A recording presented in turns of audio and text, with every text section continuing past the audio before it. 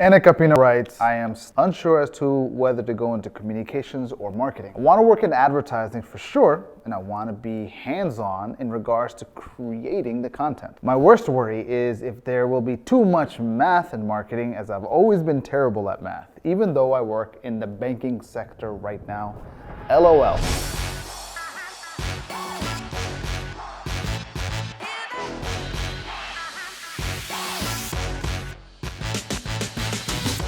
Welcome, my name is Belal Khan, marketing by profession, media by passion. This channel is all about helping you unleash your creative and make your ideas real. This video is basically a question from the comments section of this channel in relation to the idea of needing math in marketing. Yeah, there's always going to be a little bit of math, but if you're already working in the banking sector, then you're definitely good to go. Whatever math is involved in marketing, you don't have to sit there and be calculating it all. Essentially, there's software that might help you do that, and or Excel is going to be your best friend. Maybe you're not very good at Excel, and that could be a reality. A lot of times people are intimidated by Excel. So wanting to be in advertising, but also creating the content, being the creative. Those are two very distinct areas of marketing. Usually when somebody says they're in advertising or digital advertising, what's being implied is that they are the technician.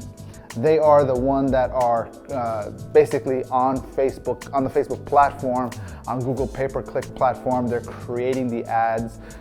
They're doing the media buys, essentially. The math that's involved in that is usually spreadsheet related. Being able to report to the client or to your supervisors simply in an Excel sheet, to be able to use Excel to create basic reporting. Hey, this is the amount that we spent. This is the amount of clicks that we got. This is how many leads were generated, and this is how much the order was.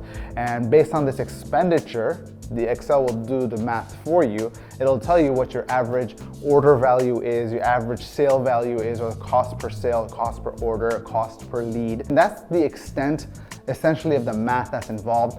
The other facet of math that you would need in the space of advertising, A/B split testing. This is within the domain of advertising, within the scope of marketing. So split testing, essentially, if you're unfamiliar, has to do with, let's say you're running a campaign. You want to see if a particular graphic would outperform another graphic. One that gets the most clicks, for example, is the graphic that you want to typically go with. But how would you know that? A lot of ad platforms allow you to set up a split test, so that way you can already see between certain graphics or certain copy that you'll be able to, which one's performing better.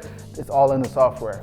The technical skill that essentially is needed is in knowing how to use these platforms. And that's predicated on the fact of you actually going into advertising specifically. On the other hand, if you want to be in support of advertising, i.e. you want to be the creative that's producing the stuff that would then be used in advertising, then there's significantly less math involved, and the skill sets would be more in the area of whatever software would be needed to produce that creative, whether that creative is static graphics, i.e. in the Adobe suite of programs. Illustrator and Photoshop are your typical go-to. In the space of video, we've got Adobe Premiere, Apple's Final Cut, DaVinci Resolve in the scope of video editing on something like a mobile phone.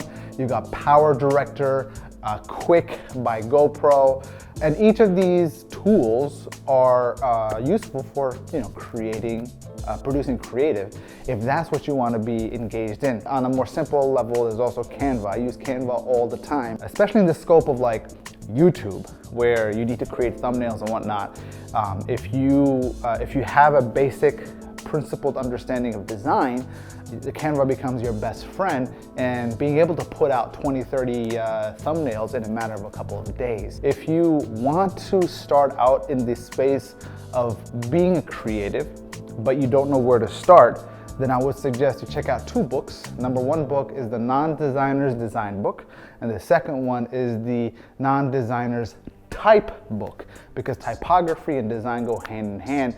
And the skills, at least the basic elements that these two books will teach you, is going to be invaluable in the scope of whether you use that in Photoshop, Illustrator, Adobe Premiere, fundamentally whether you're going to produce videos or graphics. All right, that's where it comes into play. Now there's a third facet of the creative side, again, not much math related, copywriting and copy editing. Whether that's copy in relation to headlines or in terms of fundamental principle is whenever you're producing copy for advertising, you want to be able to approach it from the perspective of one of two things, if not a combination, and that is problem solution and storytelling. If you can understand the fundamental aspects of these two things, where you can introduce a problem and the solution that your product or your client's product or your employer's product or service is addressing, and you could do that in the form of story, then that's going to serve you very, very well. I hope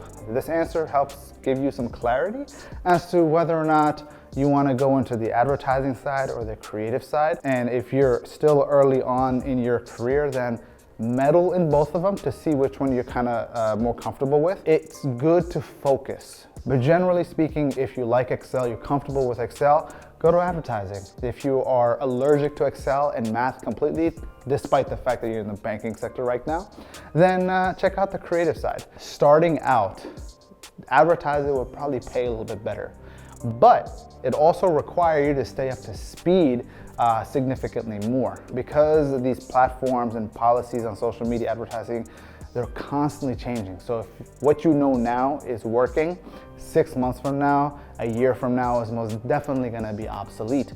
And so you have to be on the up and up of the technology, of the progress, of how these things are used, how to best use them. But ultimately the principles that are applied on these tools in the space of advertising is timeless.